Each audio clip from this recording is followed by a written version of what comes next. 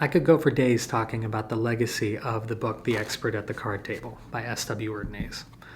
I could tell you about how it changed the way that magic would be taught to a general audience in written form.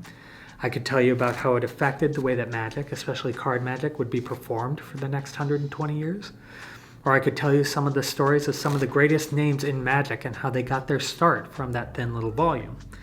And yet all of those nifty little facts would pale in comparison to the one galling truth about the expert at the card table, which is we don't know who the hell S.W. Erdnase was.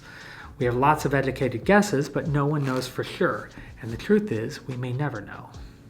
He could be a liar, a thief, a cheat, a con man. None of us know for sure. All we have is the book. But within those pages, the language is eloquent, and the descriptions are detailed.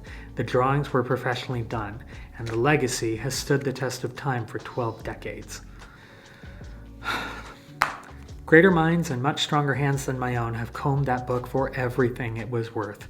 They've hunted the descriptions, they've added their footnotes, they have redone the pictures, they have improved the methods, and yet despite all of that work, relatively little has been written about the author himself because we can only infer his existence by the presence of whatever is in and around the book.